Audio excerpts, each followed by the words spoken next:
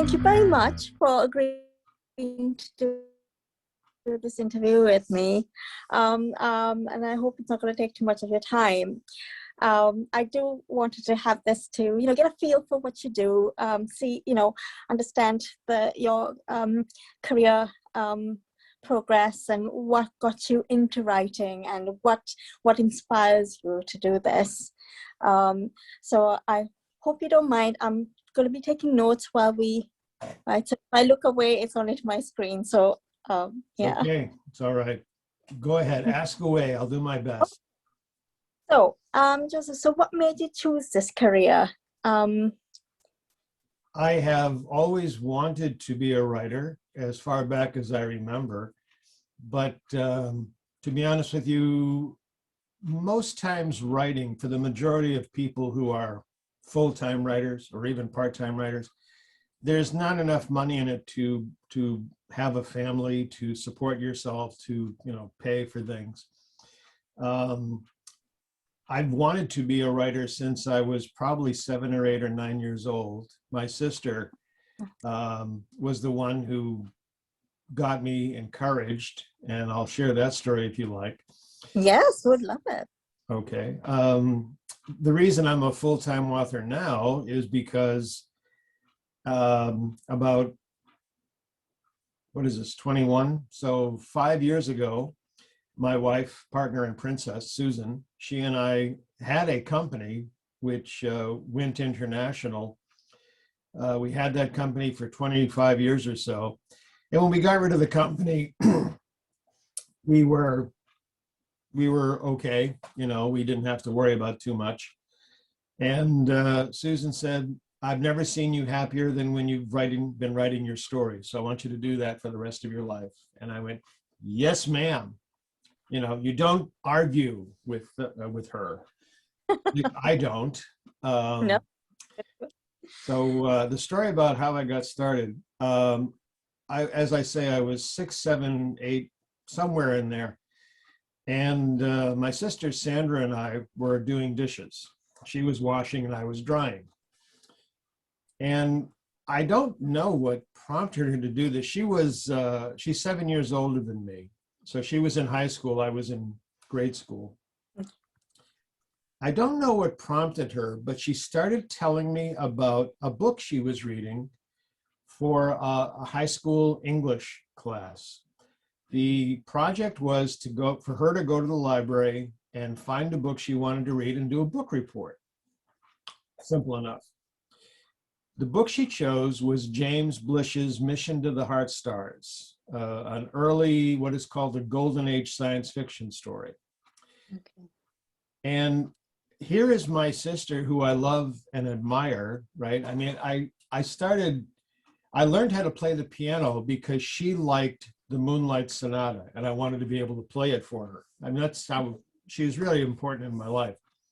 Yeah. So here's my sister telling me about this story and these characters, and there are these creatures called angels, which are like energy beings, and the captain is leading the ship to the Heart Stars, the center of our galaxy, and the look on her face and the energy that she's telling me this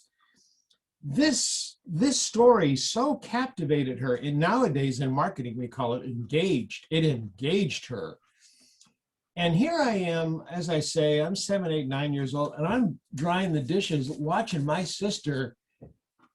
And I do remember saying to myself at that age, I want to give that to people.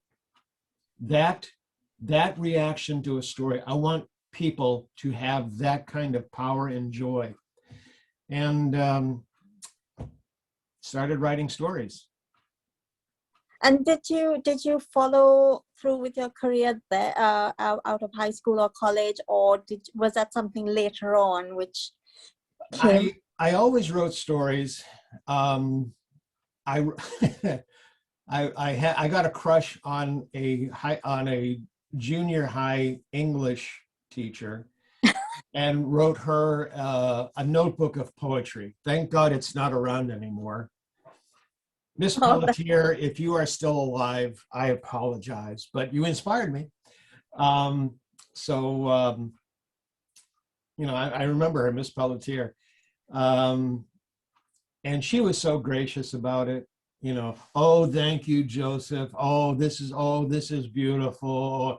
And she's probably going back to the student teachers lounge and going, oh my God, that fat geeky kid, jeez. Oh, that is so brave. You actually went and gave it to her. Oh yeah. Oh yeah. That's fantastic. I have been a hopeless romantic all my life.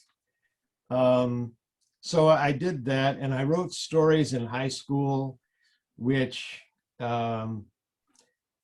Baraniak read one story I wrote, and she said, "You've got to submit this to the high school yearbook. This is a great story." And I remember the story I wrote. I remember the themes in it. I don't remember the actual story. But I said to her, no, because I knew that the teacher who ran the yearbook didn't like me. Because I had taken a poetry class with her, and the poetry I was writing in high school this is the 1960s, early 1970s. So I'm writing about social injustice, and we're in a war in Vietnam, and rah. And she only wanted to read poetry, which was, and then the sky opened, and we all had love. And so, I knew it wasn't going to get accepted. It wasn't. But it didn't stop me. I kept on writing, wrote stories for friends in college. I actually started writing what are now being published in Harvey Duckman Presents. That's an anthology. I wrote a bunch of stories called Tales of the Woods, and they're kind of fables, teaching fables. I wrote those for my friends in college. I wrote stories in college, but I never tried to submit them. My first story was actually accepted for publication in 1978. It was a children's story. And then life happened. I kept on writing, but I never tried to submit, and I would go back and forth. Whenever I had a break in life, I would spend some time writing. I got a bunch of stories published intermittently, but not enough to have a family and stuff. So I had to go where the money was, as they say. And then, as I mentioned earlier, when we got rid of our company, Susan said, "Write." And I went, "Yes, ma'am." So what was your company before? What was it that you were doing before you took on writing full time? My first company was a consulting company. It turned out, even though I never had any programming experience, I was very good at programming. So I created a consultancy called Northern Lights. The term Northern Lights is because I spent a lot of time in the Arctic, and I always thought it was so beautiful to see the Northern Lights. So that's where we got the name of the company. So I had that company. It did well. And that was based in a very specific geographic region, Hanover, New Hampshire. So we had an opportunity to move, and I sold that consulting. Basically, I sold my Rolodex, all the clients, to another company, another consulting group. Then I was in industry for a while, came back, did more consulting, created another company. That did well, closed that down. And then the last company we had, in this here, what you're actually seeing here, I made the mistake of creating a technology. As a matter of fact, it was on this computer. Well, maybe not this one, maybe that one over there. But anyway, I created a technology here in the basement, purely based on some ideas I had, because I always kept studying, I always kept reading, and then the phone rang. I apologize. Let somebody else get it. I wonder if I can lower the volume on that. It'll be done in a second. No. 3. They're persistent, aren't they? God. Leave me alone. Unless it's a publisher. Anyway, so I created this technology. And I originally created it as a teaching technology, something to help people learn. But this was in the early 1990s, and there was no, MOOCs, no huge class online, nothing like that. And it was internet based. So, I just kind of went, okay, fine. And I happened to show it to a friend who owned a company. And they said, you created something which can understand how people then can modify material immediately as they're browsing a website so that they will understand and remember it. I went, yeah. Joseph, screw teaching, that's marketing. Boom. So we patented. I have a number of patents on the technology. And as I say, we created it here.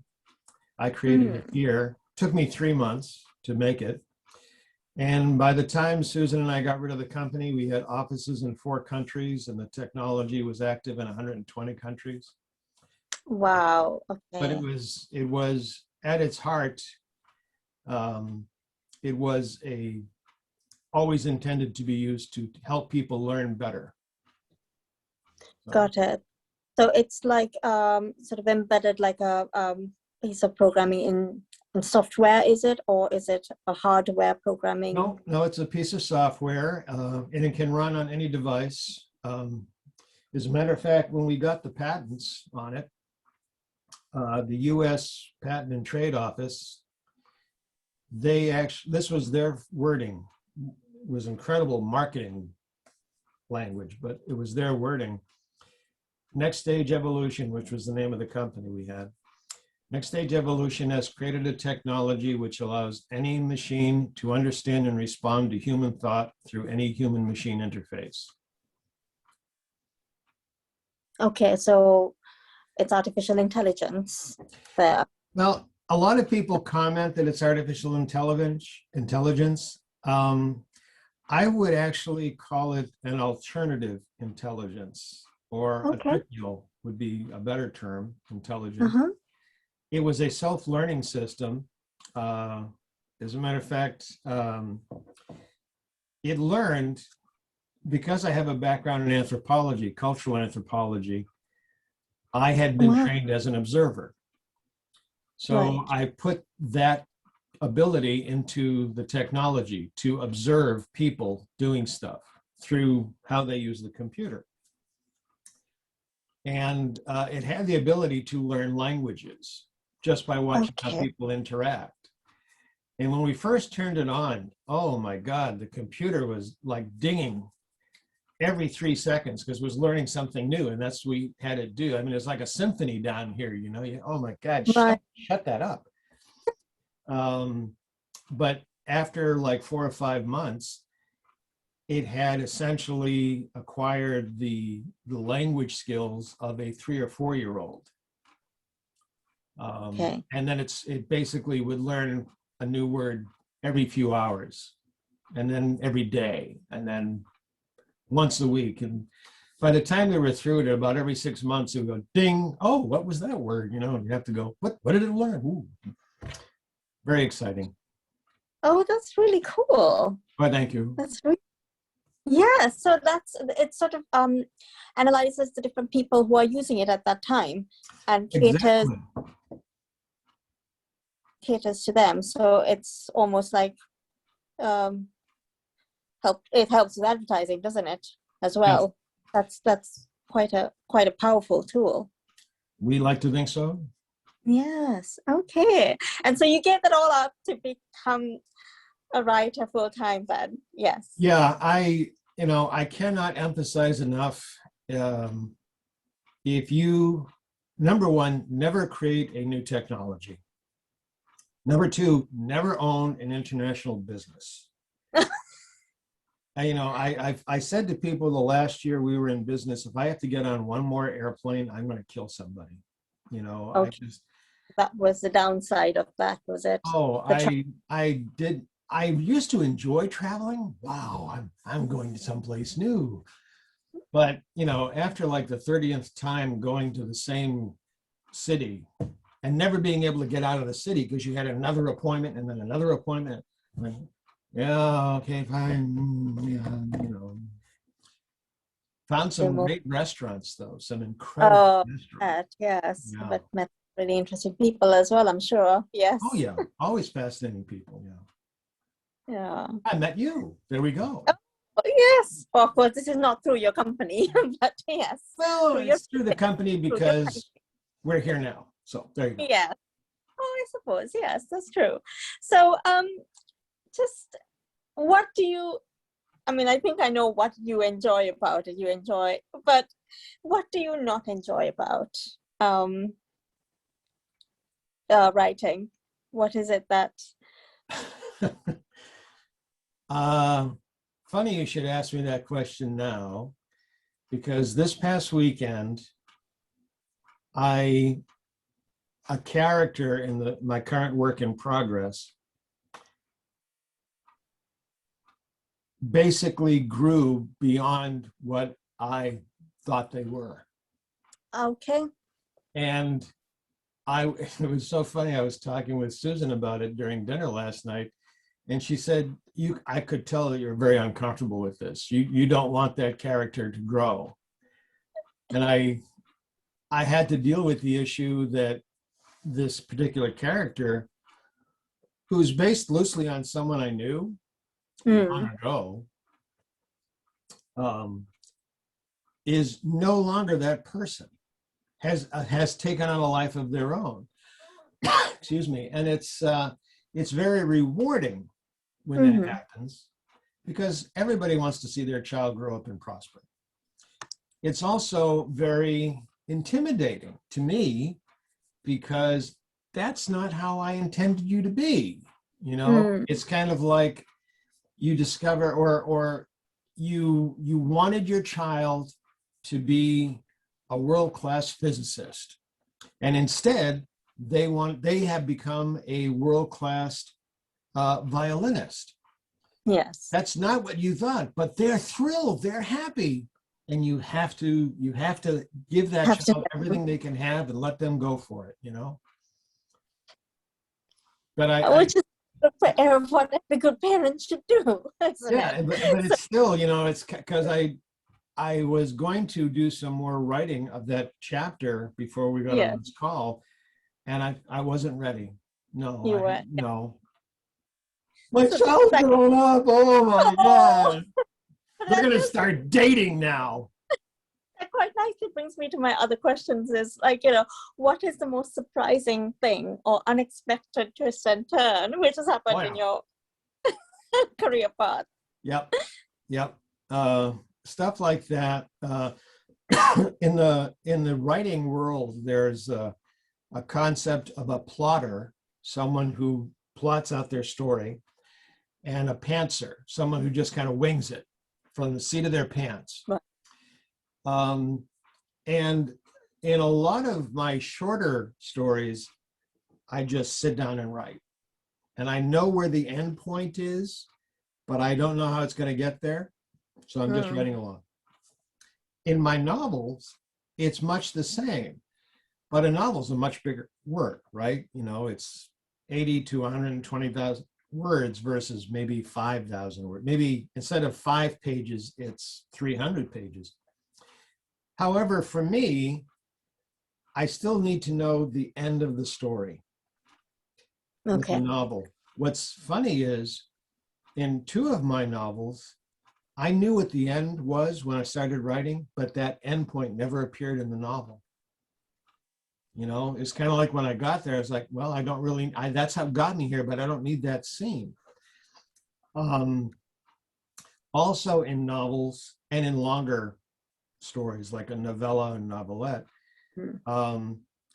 I may know arcs of characters, you know. I may know what happens to this character, this scene. So I know the endpoints of each character, so to speak, or the endpoints of each chapter. Right. And that's what gets me going. So I've come to realize that I am a plotzer, or a plantner. A plotter pantser, a plotner or a pantsner, you know. I blend them together, and that's what gets me through to an end point in the story.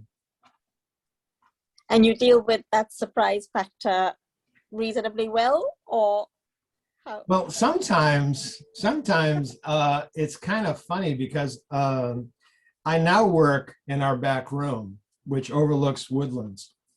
Oh, lovely. And I'll be typing away, you know, and Susan will be sitting over there, and I'll be typing away going, oh, that's good. Oh, that's good. That's good. And she'll be going, what? What happened? What's going on in the story? What happened? You know? So there are surprising moments and again, in the current novel that I'm working on, there's a scene of violence coming up. Okay. And I had thought it was going to go one way. And then one of the lead characters pulls out a gun and says, don't worry about it, I got this under control. And I'm sitting there going, where the hell did she get the gun? How did that happen? And then I realized that like 4 or 5 chapters earlier, there was this very tiny piece of dialogue, which basically said, oh, she knows how to use a gun. And I never in my mind, when I wrote that dialogue, I wrote it as kind of a joke. Ah, ha, ha, yeah, I know what a gun is, yeah, ah, ha, ha, ha. But then over here, all of a sudden, yeah, here, yeah, okay. Holy crap, you're dangerous, lady. You know, but good for her because she's a strong, empowered woman. You don't need a gun to be a strong, empowered woman, by the way. It's just, that's what happens. No, but you really sort of buy into your characters, don't you? It feels like they're part of your family from the way you talk about them. I tell people that I write autobiography, and it just happens to get sold as science fiction and fantasy and horror. My sister goes, did we grow up in the same house?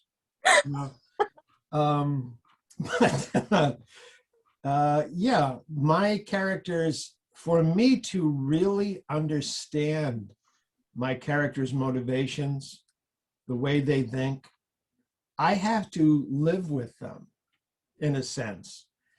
And again, Susan, this happened very recently. Susan asked me a question and I went, and she said, it was like 25 seconds. And then finally you came back, looked at me and answered my question. So she said, who are you talking to? And I went, I was just thinking to a dialogue between my characters. I got to write it down. Hang on. You know, she always has a pad and pen wherever we go, you know, in case my phone's got so many notes on it, you know, there's no more room in its memory for notes. That's so cool. So so you write, I mean, your latest book, The Augmented Man, that's a psychological thriller. Is that a genre you prefer writing in, or is? No, I do not, in my estimation, I do not write a particular genre. Okay. I write the genre that the story requires. One of the works in progress is Richie and Phil, Stories of a Life. And I was driving somewhere one day, put on my directional to take a turn, and you check the traffic, the oncoming traffic, and boom, there's this story. You know, I don't even know what I was looking at, but boom, there's this story. And I'm completing my turn and I can't see the traffic because all of this story, I pulled over and I had my phone and I started dictating into my phone the entire story. And I shared it with a bunch of friends as I began writing it. And they said, I didn't know you wrote chick lit. And I went, no, I didn't know. Yeah, Joe, that's a hell of a romance novel, but it's a chick lit romance novel. I said, okay, fine. So I write whatever the story requires. If it is romance, fine. If it's horror, fine. A lot of times in genre fiction, especially what's called speculative fiction, Okay. they are stories of ideas, not stories of, it's not a Western, unless it is a Western in which there's a specific social concept being portrayed, such as racism, such as, you know, well, any of the horrible things that happened in the American West, you know, the way we treated indigenous people and stuff. A romance. Is it a romance because people are in love, or is it a romance because they grow in their relationship to love each other? Well, that's a different story. You know, it's not about boy finds girl, girl and boy lose each other, boy and girl reunite and kiss and live happily ever after. It's a love story because they work at being together, and in doing that, they may realize they can't be together. That's the story. That's the story. Not, yeah, yes. Not the hugging and kissing and grunting and groaning. It's how they change. Am I bored? I must be boring as hell. I just talk. No, sorry. I'm loving listening to you. I think this is so fascinating. I must say I've been reading The Augmented Man. I have, and I've come to the point where they are both in the bunker, and they're kind of going through some really powerful childhood memories, and yes, it's really intriguing. I really want to see where this leads to, because I can't see either of. They're both the heroes, and they're both the anti-hero, if you like. Yes. I mean, how did you? I mean, what inspired you to write that book? In the early 1990s, before we started our last company, I was in an interim area in my life, and I went back to school and did some more studying and stuff. And I was truly fascinated by psychodynamics and psychotherapeutic techniques, and everything in the Augmented Man, all that psychological aspect, that's real. That stuff is actually possible. My specialty in my studies was trauma, specifically childhood trauma. Okay. And as a matter of fact, 11 years ago, I was actually selected as an international ambassador for psychological science, specializing in trauma. And I would travel around developing therapeutic paradigms for people, for countries or groups of people based on the trauma, but specific to them. You don't want to teach somebody in Serbia how somebody in New York City heals from trauma. You want to teach them what they have available, what they can do, their culture, not my culture. You want to teach them their culture. And that way, when I'm gone, they can still have healing. So anyway, we're back in the 1990s, and I came up with this concept that childhood trauma, severe childhood trauma, which no one spoke about yet. No one mentioned that there was trauma. No, it was taboo, yes. Right, it was taboo. But we did talk about people in service, military service, having PTSD. And I said, look at these two. They are linked. The hallmarks of this are the hallmarks of this. These people are suffering the same psychological difficulties. Pay attention to this. We can use these therapies for these people. We can use these therapies for these people. This was the early 1990s, and I wrote this paper, and people were like, yeah, right, Joseph, go away. You know, what the hell do you know? So I wrote the book instead. For what it's worth, that concept has become accepted in the in the industry, not in the industry, but can become accepted in the field now. So good. Oh, Honest people heal. so this is like a homage for that Mm. piece of work you did then. Yes. So did you approach the government with this findings, or was it the military itself you I were working approached everybody with? and nobody was interested. Are you serious? Oh, that's Oh, so yeah. sad. Yep. Yeah. So this book, so this was built on, were these characters built on anybody you knew then in the 90s, or is Oh, it yeah. something you develop now? They are amalgams of a whole bunch of people that I Okay. some of the things that Trailer shares, some of the trauma he went through, Mm-hmm. that's basically what people were sharing with me in therapy. You know, obviously I changed it because I don't want anybody to be damaged further. Sure. But there's one lengthy piece of Trailers talking about what happened to him as a child, very young child. Mm-hmm. And that to me, when this person shared it with me, they basically went cold. You know, they were interacting, they were being a person. And then I said, well, that was an interesting thing you kind of referenced. Could you tell me more about that? And their affect just canceled. Well, when I was about 3 years, and I went, oh my God. Oh, wow. This Copy. is a memory this person has locked.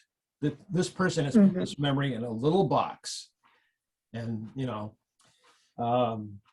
so, you know, there was stuff like that. The scene where Trailer and his family are eating spaghetti, eating pasta. I don't know if you've gotten Yes. okay. Yeah, I've got to that part. Yes, Yeah, that's quite. that was another individual I knew and worked with. Oh, okay. And then a lot of Trailer's memories of being in combat were from service people that I talked with. So, you know. And do they all feel as abandoned as Trailer does feel in this situation? Yes, yes. Especially the children, because they don't know that there's a different way to do things. They don't know there's a different life available to them. You know, it's the saying we have is fish don't know they live in water.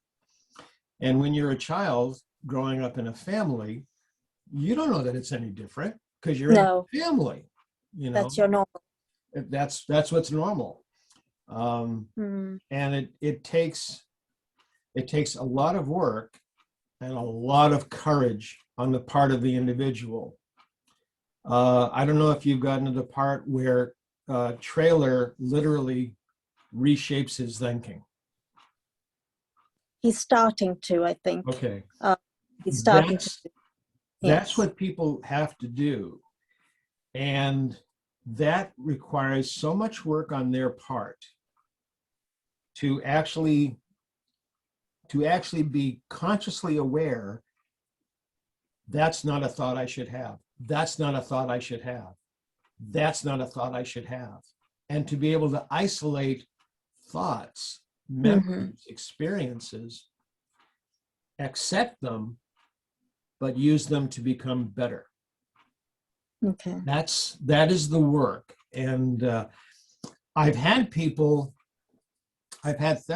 and I've had people recovering from PTSD who've read the book, who've written to me, and thank God you wrote this book. I remember one woman, before COVID, I would do book signings.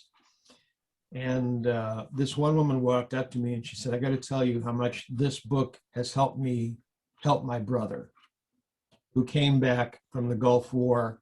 He couldn't deal with anything. He just basically couldn't be around people. Yeah. So I said, well, I'm thrilled. You know, I'm glad that it's helpful to you. And you know, there you go. Yeah. I mean, doesn't the military now have programs to help um, personnel coming back from war, or is that still quite a I difficult? I do not know. I do not have any experience in that area anymore. I would hope Okay. you do. Mm. You know? Were you ever in the military, or no, this was No, just no. And it's so funny because I've had people read The Augmented Man and come to me and say, "Where were you stationed?" yeah, it Where, does feel like that. It yeah, feels where like, where were you? And yeah. I said to one guy, "Well, no, I never was." He goes, "No, come on, seriously, because I think I remember you." I went, "No, no." And he goes, okay, Black Ops, right? You can't talk about it? Yeah, okay, I got it. I know you. Okay. And I went at another book signing, a guy walks up to me, just a regular looking guy. And he said, I read your novel. Thank you. He said, where did you learn to fly? And I said, well, I've never flown with a helicopter. No, seriously, because you got it. He was a uh, a helicopter pilot himself in the Gulf Oh, War, so he knew, what it was like to fly with dead sticks and everything else and dead man throttles. And he goes, "You got it. So where did you learn to fly?" As I yeah. So well, it was good. where do you get that technical knowledge to actually make it real like this? I talked to a lot of people. Of course, as Yeah. I'm helping people in a therapeutic perspective, they're telling me these things, and I'm going, Mm, oh, okay, and you do a lot of research. In my yeah. case, I tend to talk with people. I tend to seek people out. Hmm. I have no experience with weapons, so I went and talked to the armorer for our local police department. Okay. And his his first thing was, what is this about? You want to know what kind of guns I use? And he's thinking I'm with some street gang or something. I'm 60 years old. What do I care about a street gang? But he has me contact this other person who contacts this other person. By the time I'm done, I'm talking with weapon manufacturers who are excited to show me, oh, this is the latest thing we have coming down the pipe. Oh, you should see this thing. No, that's okay. I don't need to see it.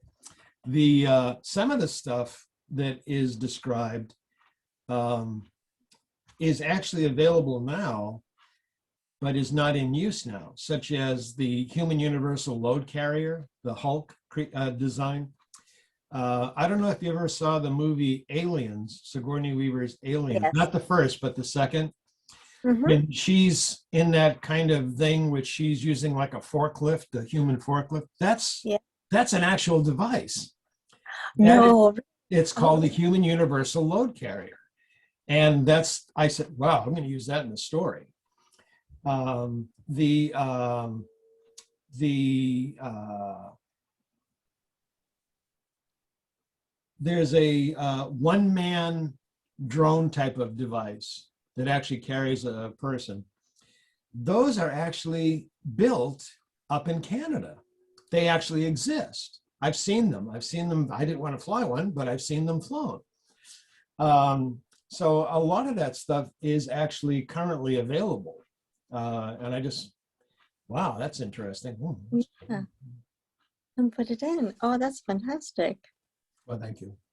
No, I mean it's really, really like it's really ingenious how you pull in all of these ideas and create like a very realistic. And it's science fiction, but it's like you say now, it's very much a reality which we're looking at in the future, isn't it? I hope. Yeah. So, I mean, do you see this continuing as a series? Because Trailer and Donaldson, I quite like that dynamic. I mean, Well, I'm uh, glad you like the book. Be sure to leave a great review on Amazon. I will do. Thank you. Um, the book that you have, when I originally wrote it, it had one more chapter. Oh. And we were literally at the final edit. Okay. The final edit of the book. And I went through and I was reading, and I got to where the book ends now, and I'm reading the last chapter. And I went, wow, that would make a hell of a sequel. That would make an incredible sequel. So I pulled it out. I have not written the sequel yet, but I'm mapping it out. I'm planning it. Now, you may remember in the actual story itself, the Augmented Man, Donaldson says to the group at the compound in Maine, they say to him, what made you create these guys? They were actually a second phase of something we had started called GC ATACs. Mm-hmm. And that was an actual group. GC ATACs is Ground Cavalry All-Terrain Tactical Combat Specialist, which is what the Augmented Men were. Yes. I had the idea for GC ATACs, I'm not exaggerating, from the late 1970s. Mm-hmm. Susan and I were dating in college, and we were, of all times to get a story idea, we were being very cozy together. How's that for an euphemism? And in case this is a family show, you know, because you're going to use this for your college credits or something, right? So I don't want your professor to go, what did he say? We were being friendly. And Yes. I suddenly went, oh, that's a great idea. And she's like, what? Oh, What's a great idea? What? And this woman has stayed with me for better than 40 years. So, you know, we made something work. I love the way you get ideas. Goodness, that's hilarious. Yeah, so, you know, we completed being friendly. And I very quietly got up and wrote notes, because in the 1970s, we didn't have phones or computers to put anything in. So I made some notes. Are you done yet? So I'm so glad you're saying that now that I'm out of bed, you know. But that's a great story. Yes, and kudos to her for marrying you and still married too. That's awesome. Yeah, really, you know. I mean, you know, authors, you have to find a partner who's like that, who understands. Yeah, go ahead, write the note down. When you're done, come back over here. We'll finish. Okay, thank you. You know. Oh, I can't wait to see the sequel then. I'm hoping it comes out soon.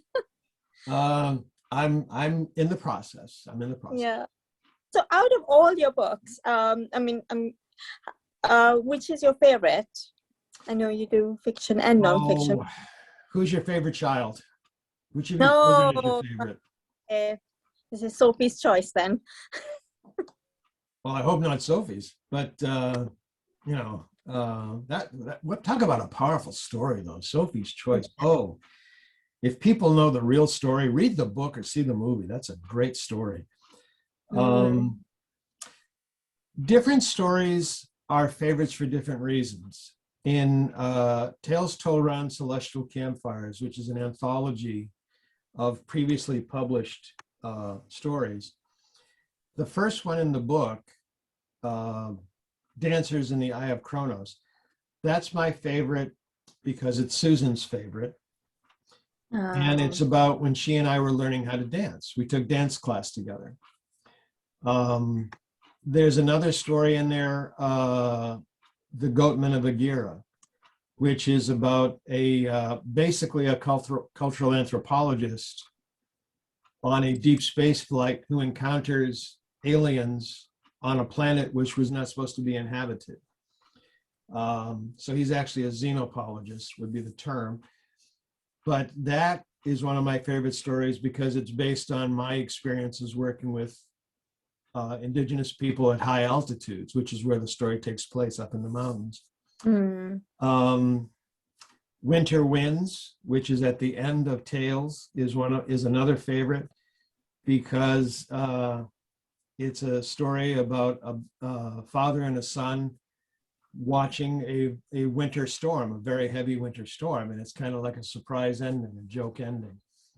Okay. The Augmented Man, because I believe it's one of the most powerful stories I've written. And I have about 7 or 8 other novels that I'm working on, ready to send out to publishers. So it's tough for me to say which is the favorite. I would have to say the next one I work on is my favorite. Okay, good. Well, that's what I'm working on. Yeah. The one you're struggling with your character. You're That's arguing. right. Put down that gun, for crying out loud. Stop it. Yes. Excellent. So do you interact a lot with your readers on your blog? And as much as possible. I want to interact with my readers as much as possible so that I can learn what's working and what isn't. You know, you sharing with me that The Augmented Man is intriguing you, interesting you, you feel for the characters, they're both heroes and anti-heroes. That lets me know I did it right. That lets me know that I'm giving to you what my sister had. That, oh my God, this is amazing, you know? yeah. You know, so you and I have to do dishes at some point so that, you know, we can. So do they write back to you with a lot of comments? Do they come up with little plot lines for you and things like that? Yes, Yeah. it's a funny thing. For all of my time on, you know, social media, even when I had my last company, people would email me rather than put something into my blog, you know, put a comment into my blog. Yes. They've started to reach out to me on Twitter, Facebook, LinkedIn. That's where we found each other. Yeah. So thank you very much. I appreciate that. But people to comment on my stories, they tend to want to email me, except for writing a review, of course. And the stuff they ask, a lot of times those people who read The Augmented Man, what is your experience with this? You seem to know this very well. And then it comes down to, where could I find someone to talk to about this? Well, I still have connections even though I'm not involved in an industry in that field, I still have connections. In your location, this would be the group you need to talk with. And where you are, this would be the group you need to talk with. The book does very well in the UK, which evidently has just now, I don't know how your government works exactly, but evidently you are no longer helping veterans the way the UK is no longer supporting veterans the way they used to. Oh. So I'm getting a lot of requests out of the UK, you know, who would we be able to talk with over here? And again, because my work was international at one point, I do have connections and can make suggestions to people. But a lot of my short stories, people write, where did you get this idea? My God. Like one of my short stories, Them Door Girls, takes place on the coast of Maine. And where did you get the idea for this? And the story starts with this sound coming over the ocean. And it was, at the time, it was actually a foghorn. But I was, before Susan and I were married, we were traveling together with some friends. And I got up earlier than everybody else. We were typical college students. 25 of us were in a 2-bedroom cabin. You know, it was horrible. I got up sooner than everybody else because we couldn't afford anything, right? So I got up sooner than everybody else. I went out on the water, walking the beach, and I heard this sound. And wow. And I heard that sound, boom, the entire story. I mean, literally before I turned around, I had the entire story and I wrote it down. And that's been anthologized because I originally published it, I think back in the 1980s. It's been anthologized 3 or 4 times. But when people say, where do you get ideas? Yeah. I write autobiography. I was walking on the beach and boom, that's where the story was. Yeah, but you have one story where there's like a 16-foot tall ant. You should see my basement. There's amazing things down there in my basement. stuff like that. No, that's really great that you call it an anthology. That it's sorry, not an anthology. That you call it a biography. Oh yeah, yeah. That's yeah. So if anyone's starting out in today's pandemic world as a writer, what kind of advice would you give them? Write. What Sit down and yeah, write. sit Don't down and write. hesitate. And it doesn't matter if you don't think you write well, let somebody else decide. And if they say you don't write well, write better. Learn to write better. Be with people who will encourage you. Be with people who will be honest in their encouragement. I do a lot of studying of writing. I still learn. You may notice that at some point I'm going to become literate and learn how to read. There's a bookcase you can't see over here, which is nothing but books on writing, how to do character, how to do dialogue, how to do scenes, how to do plotting, Right. And I'm constantly reading those kinds of books. Oh, well, that's a good piece. I never knew how to do that one. That's good. That's a great example. Okay. On my blog, I write posts about this was a good book and here's why, to help you learn how to write. Keep on working at it. Be with people who will be honest and encouraging. For example, that paragraph, I don't like that paragraph. And here's why. It's one thing for a person to say, I don't like it. Well, okay, you don't like it. That's your opinion. Or constructive. Then they say, here's why. Okay, now I know. And are they telling me something's wrong with the paragraph, or are they telling me they just don't like it? Yes. I mentioned earlier Harvey Duckman presents the anthology, and I'm very flattered they've asked me to become a regular contributor. But I've had stuff rejected by them. And I was crushed. I'm going to go in a corner and cry. But I know the editor, so I said, out of curiosity, you've accepted so much of my stuff. You didn't accept this. Was it poorly written? Oh, no, it was beautifully written. And she said, I have a problem with those kinds of issues that you talk about. Oh, okay. The writing's okay. That idea is difficult for her. Okay, so good. Send it somewhere else. But you want to be with people who will give you the reasons. Is this something about them or something about the story?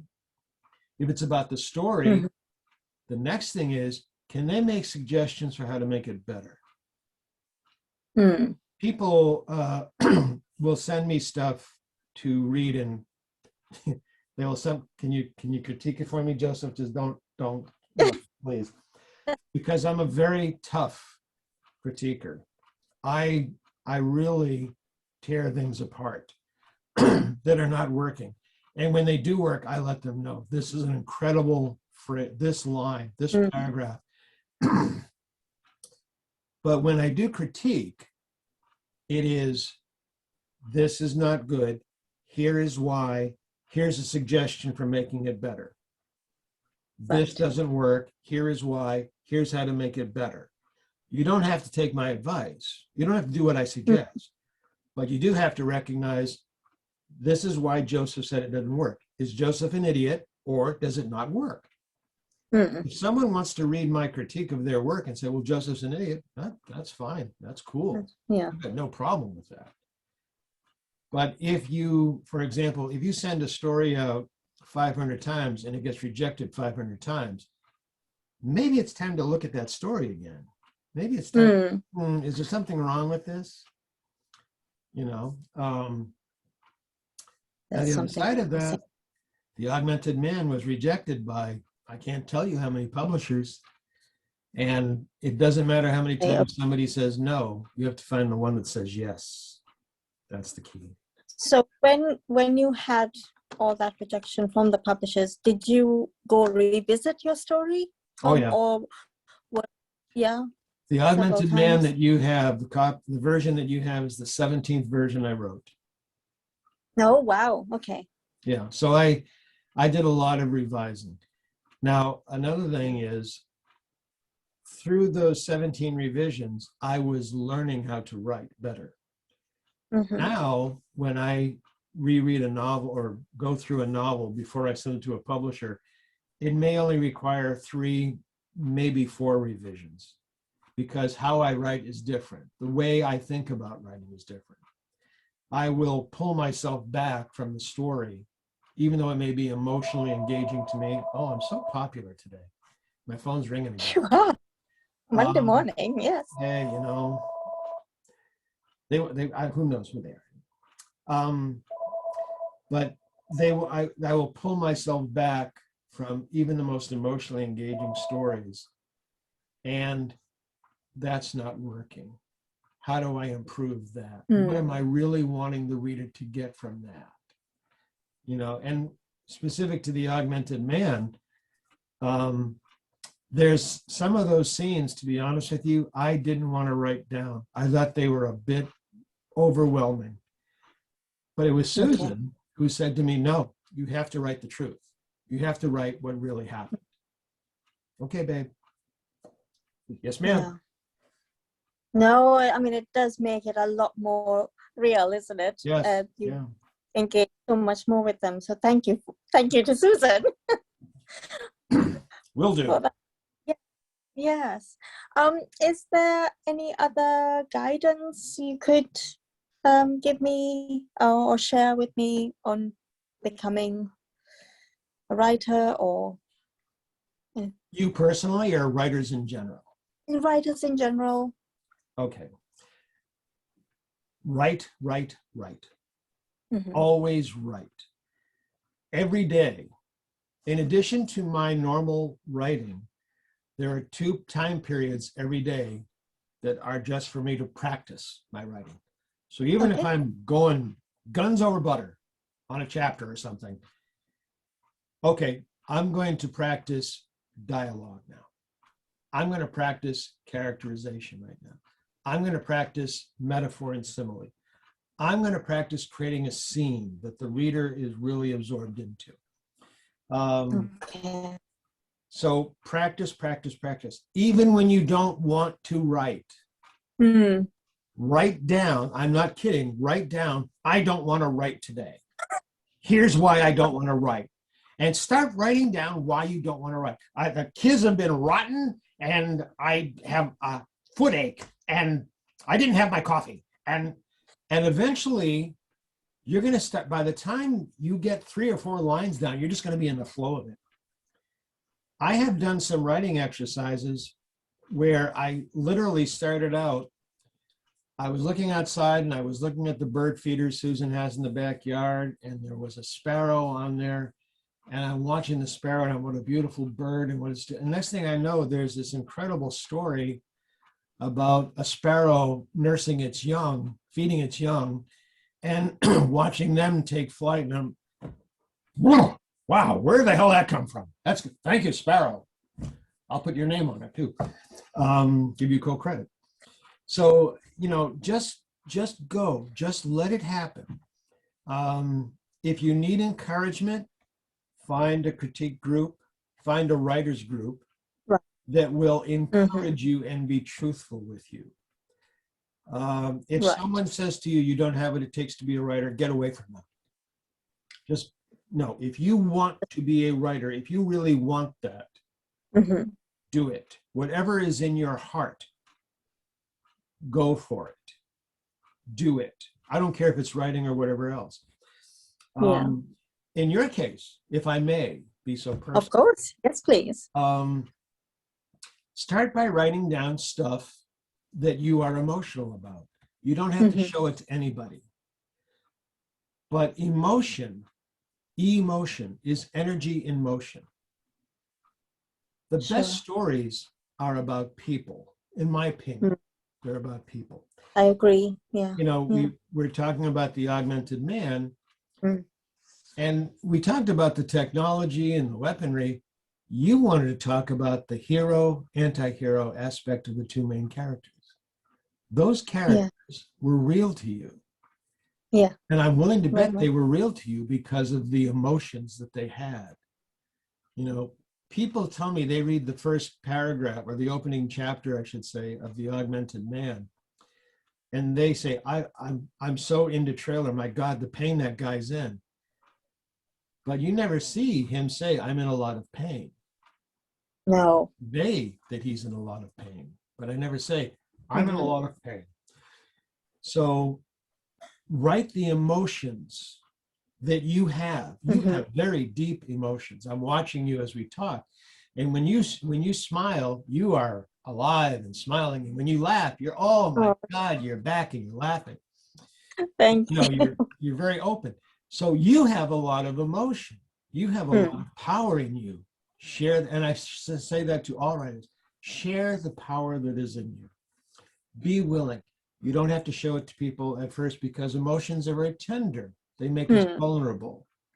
That's why I say, be with people who will encourage you. Be honest and encourage you.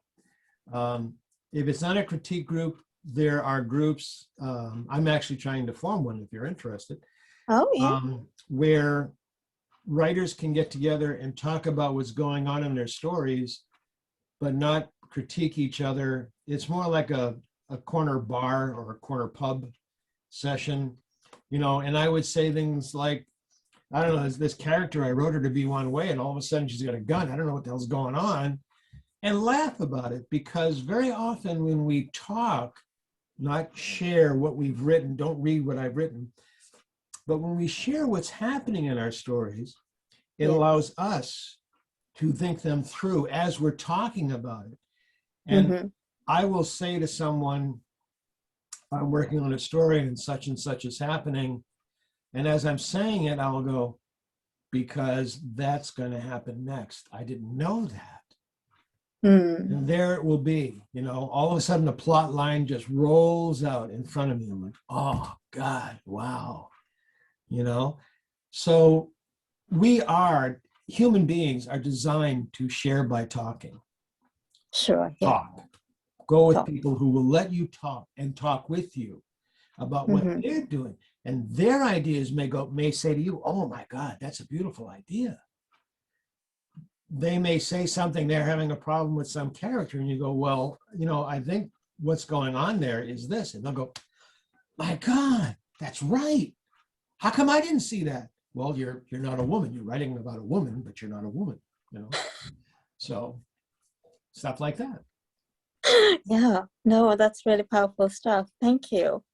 Thank you. That was lovely to get that insight, Joseph. Thank you for your time. Anytime. Yes, and I hope you have. I mean, really, I hope I didn't take too much of your time, but it was such an insightful conversation. I'm really pleased to have this. I hope you don't mind if I write this up as a little article, maybe. No, and I'll go for it. I'd love to see it. I'll send it to you before I post it anywhere. Very good. And I will make the video available to you. It usually, once we're through recording, it takes, I don't know how many hours it takes the computer to make a video of whatever it's doing. But I will put that on Dropbox or something for you. That'd be lovely. Thank you. Okay, Joseph. Well, hope you have a wonderful week ahead, and I can't wait to see the sequel of The Augmented Man. I'll do what I can. With your encouragement, I'll do what I can. Thank you so much. Okay. Thank you, Joseph. Take care. Okay. Bye-bye. Bye-bye.